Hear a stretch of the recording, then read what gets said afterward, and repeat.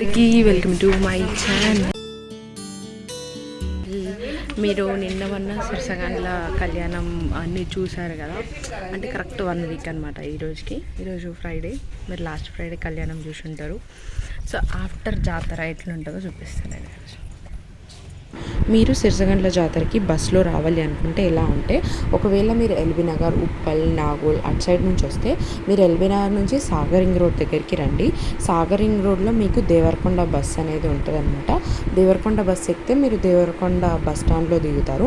Devarakonda bus స్టాండ్లో మీరు Kalwakurthy bus ఎక్కితే అక్కడ మీరు చారగొండ కమాన్ దగ్గర కండక్టర్ని దింపమంటే అక్కడికి చారగొండ కమాన్ దగ్గర మీరు దిగితే అక్కడికి లోపల గుట్టపైకి మీకైతే ఆటోస్ చాలా ఉంటాయి అన్నమాట. అక్కడ కమాన్ దగ్గర దిగితే ఆటోస్ ఉంటాయి.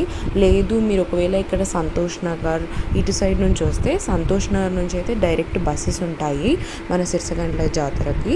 ఒకవేళ మీకు బస్ నెంబర్ 540 అన్నమాట. ఒకవేళ మీరు ఆ బస్కి అందకపోతే మీరైతే జస్ట్ కల్వకుర్తి బస్ ఎక్కండి. సంతోష్ నగర్లో కల్వకుర్తిలో దిగి దేవరకొండ బస్ ఎక్కి సేమ్ చారగొండ కమాన్ దగ్గర దిగితే అక్కడ నుంచి మీకైతే మస్తు ఆటోలు ఉంటాయి అన్నమాట.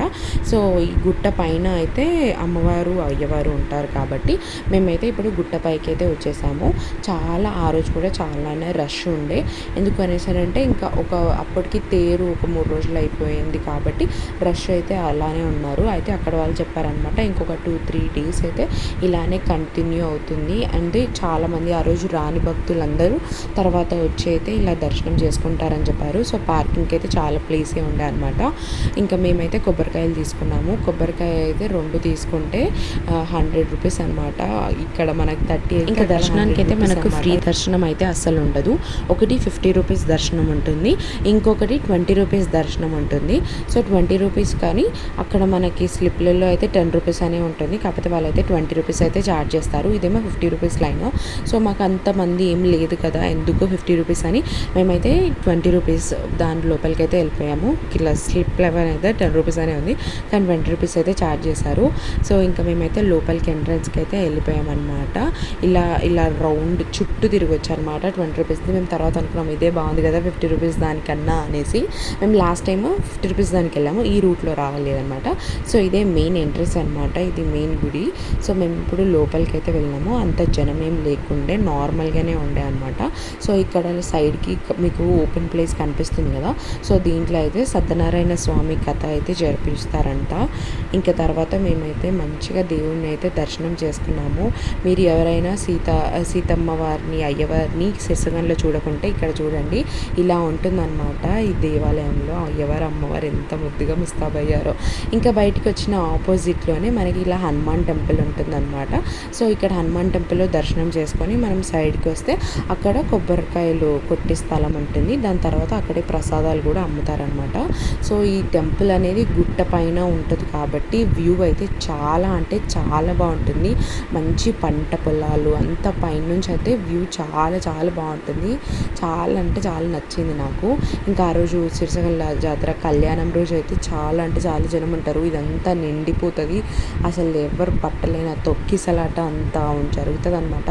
ఈ షెడ్ వేస్తారు కదా, ఈ షెడ్స్ అన్నీ దానికోసమే అనమాట. సో ఇప్పుడు మీకు కళ్యాణం ఎక్కడ జరిగిందో కూడా చూపిస్తాను రండి.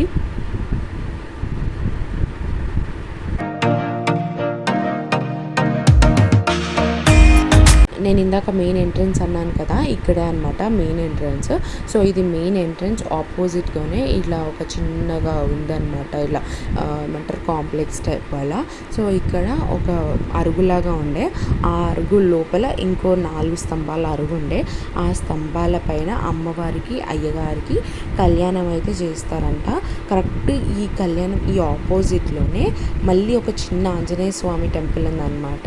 అని అంటే ఆ స్వామి వారు చూస్తూ ఉండడానికి ఎంత బాగుంది కదా, నాకైతే చాలా మంచిగా అనిపించింది. ఇక్కడ ఒక హనుమాన్ టెంపుల్, అక్కడ ఒక హనుమాన్ టెంపుల్, అంటే అక్కడ స్వామిని చూస్తూ ఇక్కడ స్వామిని చూస్తూ చాలా చాలా మంచిగా అనిపించింది. సో ఇవన్నీ అయితే ఆ కళ్యాణం రోజు అయితే ఫుల్ అంటే ఫుల్ ఉంటుంది. అసలు ఎక్కడ కూడా చోటు ఉండదు, అంతగానం రష్ ఉంటుంది. ఎందుకంటే దీన్ని మినీ భద్రాచలం అని కూడా అంటారు, అంత ఫేమస్ అనమాట. సో ఇక్కడైతే చిన్న చిన్న విగ్రహాలు పెట్టారు ఫొటోస్ కోసం. దానికోసం అయితే ఇంకా లైన్లలోనే ఉన్నారు. అది వేరే విషయం అనుకోండి. సో మళ్ళీ మనం ఒకంత చుట్టూ అయితే వేసుకొని ఇప్పుడు మనం ఎగ్జిట్ దగ్గరకు వస్తాము. ఇదే అనమాట రథం అనమాట. ఇప్పుడు తేరు అంటారు ఇక్కడ దీన్ని, తేరు ఉంటుందన్నమాట. దీన్ని పెద్ద తేరు అని అంటారు. కళ్యాణమైన 3వ రోజుకి చేస్తారనమాట. ఇదేమో చిన్న తేరు. సో చాలామంది ఒక 100 మంది వస్తూ ఉంటారనమాట ఈ తేరు పట్టుకోవడానికి. నాకు తెలిసి మేము ఒక చిన్నప్పుడు వచ్చామనుకుంటా, కానీ చాలా తొక్కిసలాట అవుతుంది, చాలా బాగుంటుంది కూడా. సో అలానే కొంచెం ముందరికి వచ్చినాక మనకైతే పోచమ్మ టెంపుల్ అనేది ఉంటుంది, అక్కడ మెయిన్ టెంపుల్. సో ఇక్కడ పైన ఇంకా కొంచెం గుట్ట పైనకి వస్తే మనకైతే చిన్న పోచమ్మ టెంపుల్ కూడా ఉంటుందన్నమాట. అంతేకాకుండా కొండపైకి మన వెహికల్స్ ఎలా ఉంటుంది లేదు అనేసి అంటే మనకు ఇలా మెట్ల దారి కూడా ఉంటుందన్నమాట. మెట్ల ద్వారా కూడా పైకి అయితే వెళ్తారు. సో ఇప్పుడు మేమైతే కిందికి వచ్చాము. సో మేమైతే ఇప్పటికైతే కిందికి వెళ్ళిపోతున్నాం అనమాట. సో వ్యూస్ చూడండి సైడ్స్కి ఎంత బాగున్నాయో.